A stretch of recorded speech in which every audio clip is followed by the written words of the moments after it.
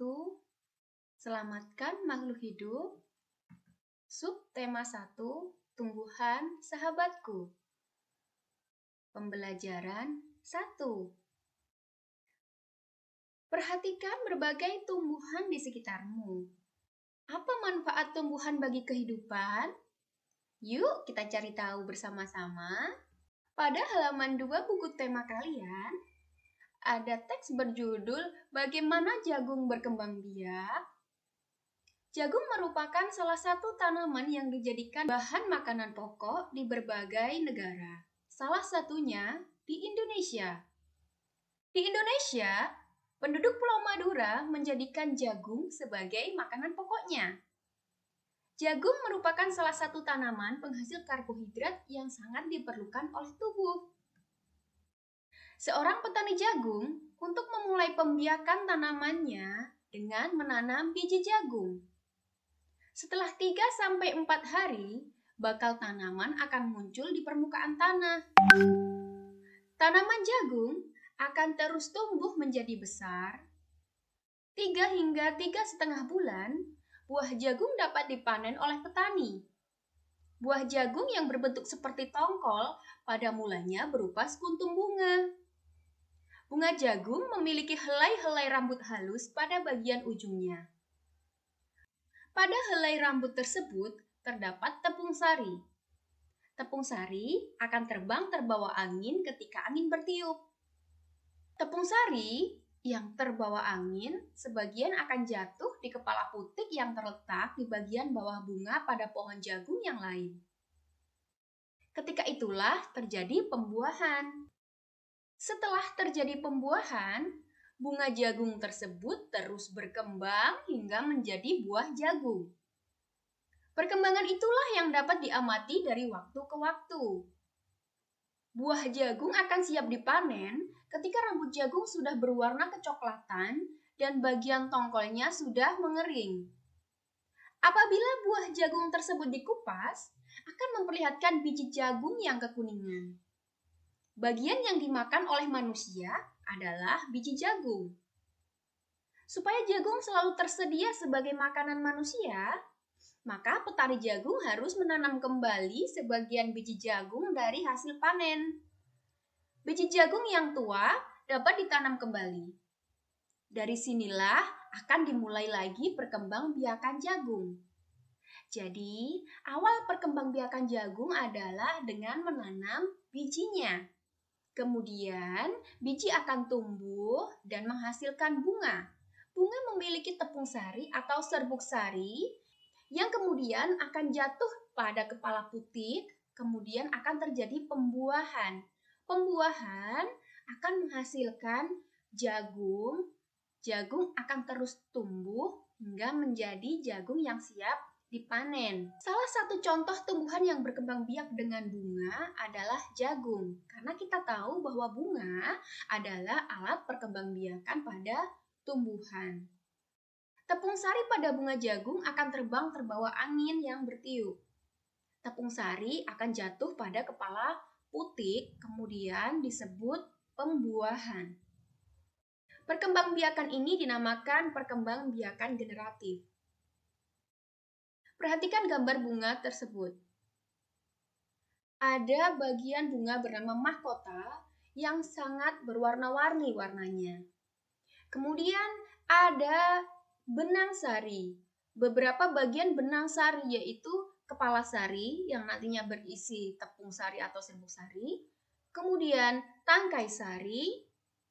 Kemudian ada bagian bunga lain yaitu putik yang terdiri dari kepala putik dan tangkai putik. Ada bagian bunga lain yaitu kelopak bunga, kemudian dasar bunga, dan tangkai bunga. Di bagian dalam bunga terdapat bakal biji yang berada di ruang bakal biji. Perkembangbiakan generatif atau perkembangbiakan secara kawin adalah perkembangbiakan yang dimulai dengan penyerbukan dan pembuahan. Perkembangbiakan generatif pada tumbuhan diawali dengan penyerbukan. yaitu melekatnya serbuk sari ke kepala putik. Setelah terjadi penyerbukan, pada serbuk sari tumbuh buluh serbuk sari yang menuju ke ruang bakal biji. Kemudian serbuk sari akan masuk ke ruang bakal biji melalui buluh serbuk sari. Di dalam ruang bakal biji akan terjadi pembuahan, yaitu peleburan sel kelamin jantan yang berasal dari serbuk sari dengan sel kelamin betina yang berasal dari putik. Kemudian, hasil pembuahan ini akan menghasilkan zigot.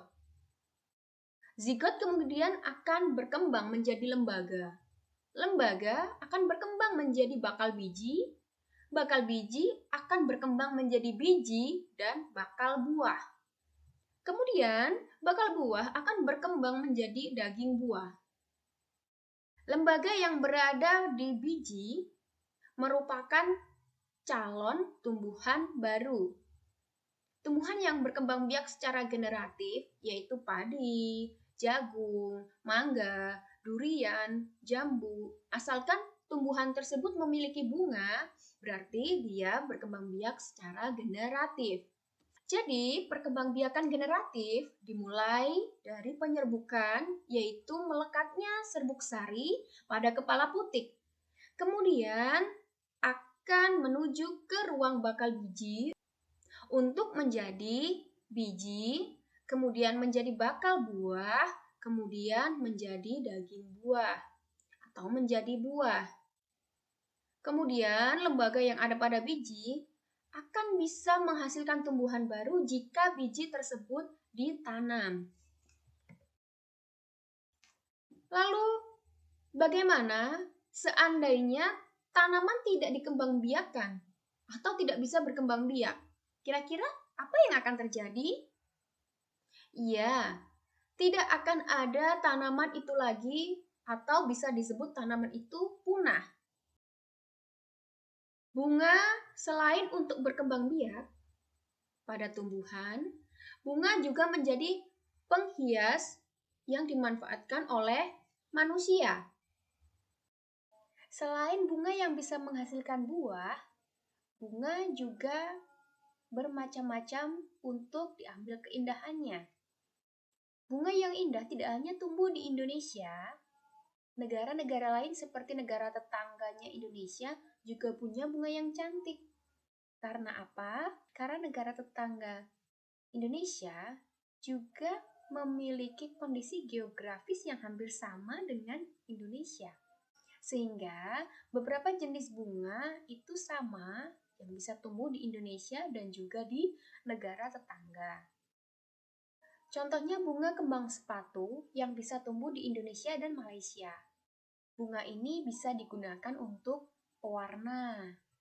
Di Malaysia, bunga kembang sepatu dinamakan bunga raya dan merupakan bunga nasional negara Malaysia. Kemudian ada bunga satu lagi yang indah yaitu bunga Kamboja. Bunga Kamboja sering digunakan dalam perlengkapan tari Bali. Dorcampa atau bunga Kamboja dapat ditemukan di Indonesia dan negara Laos. Di negara tersebut, bunga Kamboja ini digunakan untuk dekorasi upacara keagamaan dan penyambutan tamu. Malaysia, Laos, dan Indonesia adalah negara yang hidup berdampingan.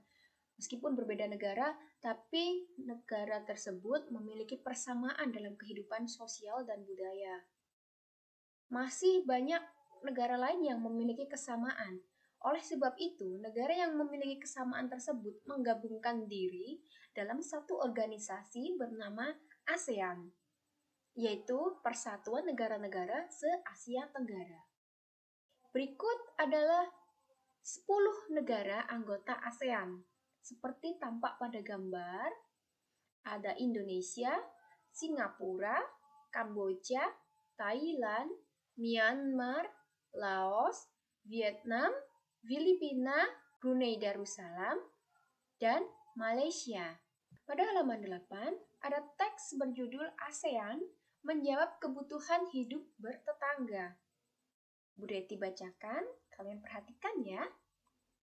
Kamu pasti pernah merasakan nyamannya hidup bertetangga.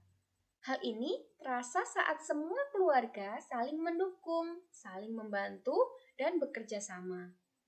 Kenyamanan dalam bertetangga perlu diwujudkan karena tiap keluarga memiliki kepentingan yang sama.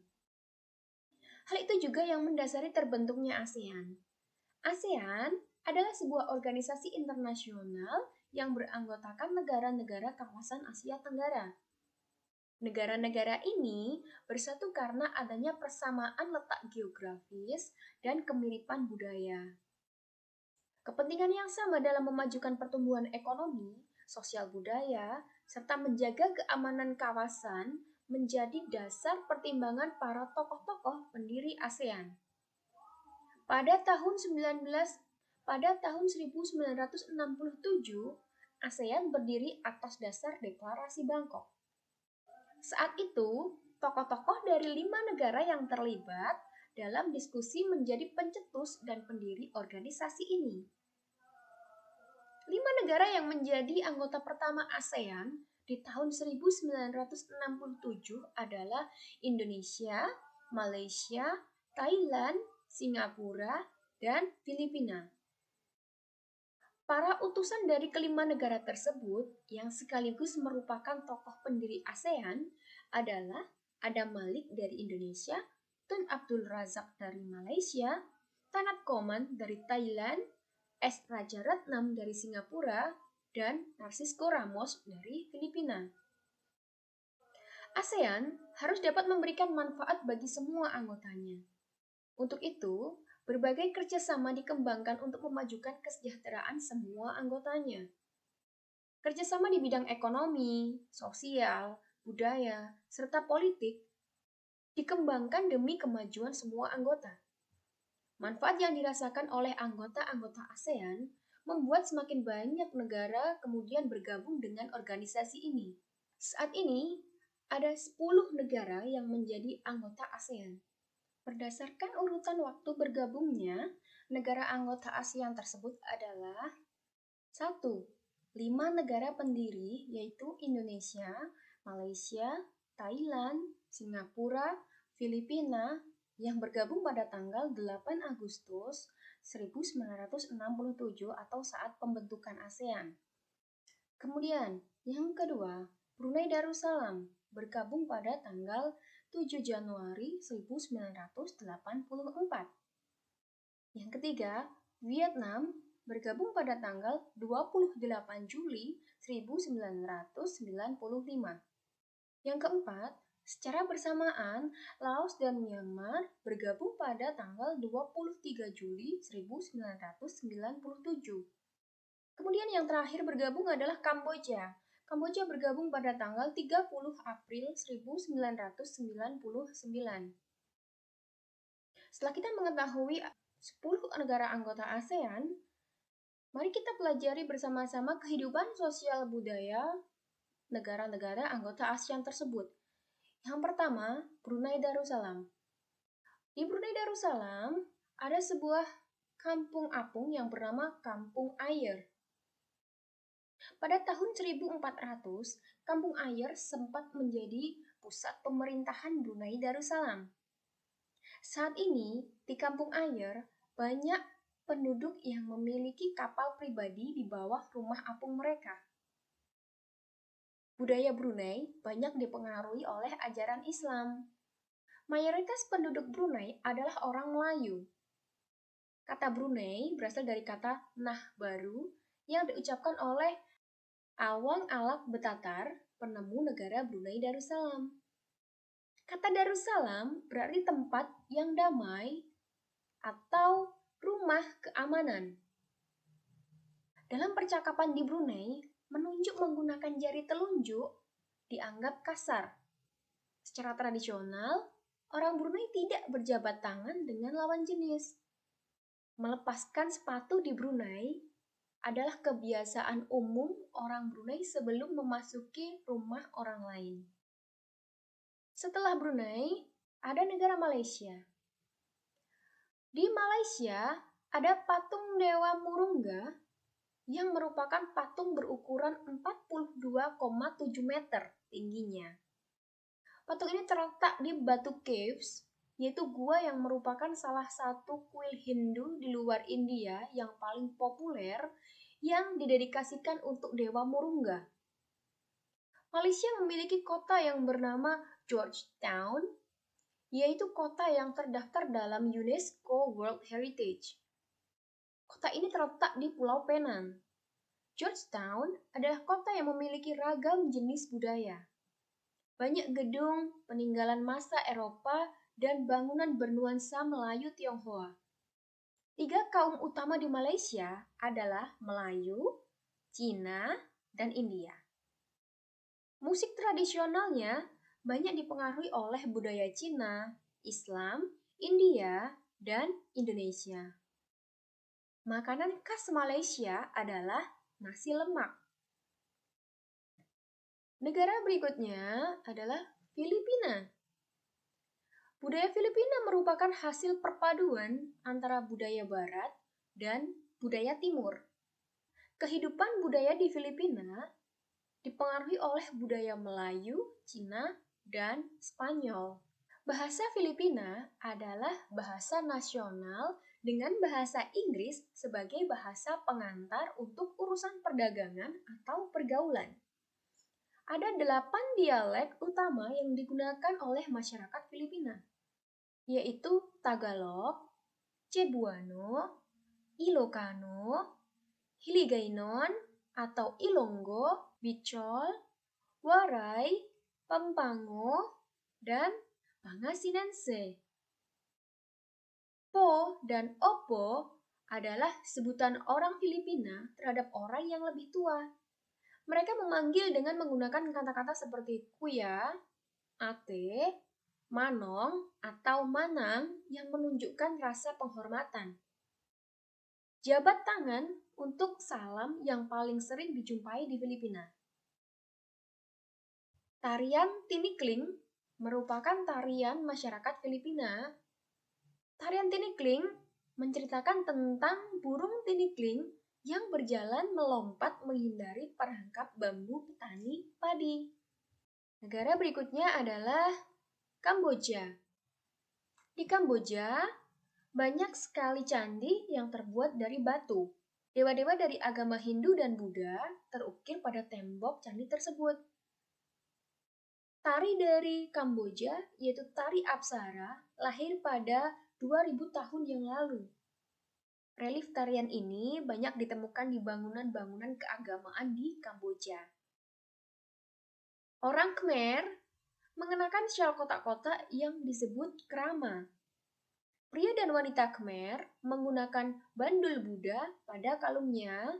Tujuannya adalah untuk menjaga dari roh jahat dan membawa keberuntungan bagi sang pemakai. Makanan terkenal dari Kamboja adalah cha, yang berarti tumisan. Negara ASEAN berikutnya adalah Myanmar. Myanmar disebut sebagai negara 1000 pagoda. Kenapa?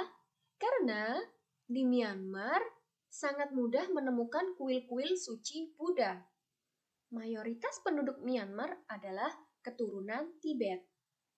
Bahasa yang digunakan di Myanmar adalah bahasa Burma. Pakaian tradisional Myanmar yang disebut longyi mirip sarung Indonesia. Namun, kain ini membelit bagian tubuh mereka mulai dari perut hingga betis. Longyi yang berbahan kain katun bukan saja dikenakan oleh pria dewasa, namun juga anak-anak dan wanita. Negara anggota ASEAN berikutnya adalah Vietnam. Di Vietnam, ada permainan bernama menangkap jangkrik dengan mata tertutup. Anak yang berada di tengah, matanya ditutup, lalu menangkap salah satu temannya dan menebak siapa namanya. Vietnam terkenal dengan baju khasnya yang disebut Áo Dai. Topi caping pun banyak ditemui di sana. Orang Vietnam gemar duduk di dingklik. yaitu kursi yang pendek. Bukan hanya untuk makan, bahkan untuk mengobrol pun mereka senang duduk di atas dinding. Mayoritas orang Vietnam memiliki nama keluarga Nguyen. Hal ini disebabkan karena dinasti Nguyen berkuasa mulai 1803 sampai 1945 dan merupakan dinasti terakhir di Vietnam. Negara berikutnya adalah Laos.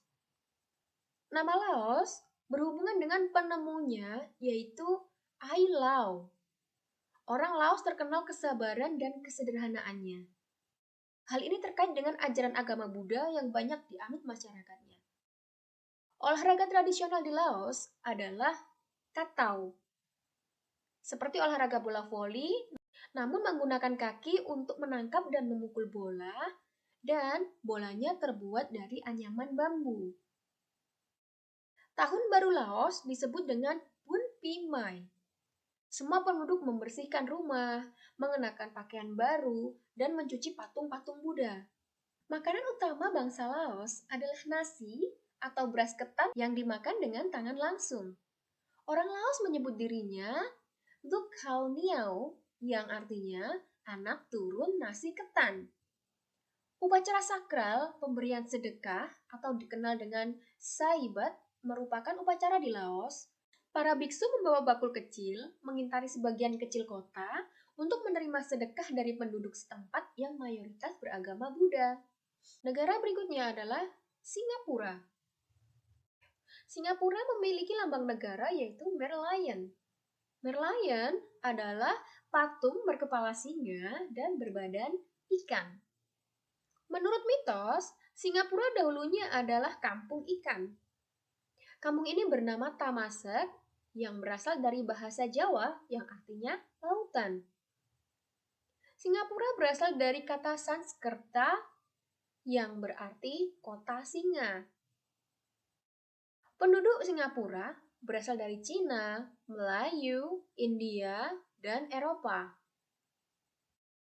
Kaum Baba adalah sebutan bagi keturunan Cina Melayu. Singapura memiliki 4 bahasa resmi yaitu Melayu, Mandarin, Inggris, dan Tamil. Masyarakat Singapura memiliki budaya jalan kaki. Sekitar 80% masyarakat di sana memilih untuk berjalan kaki karena harga kendaraan dan bahan bakar di Singapura itu sangat mahal.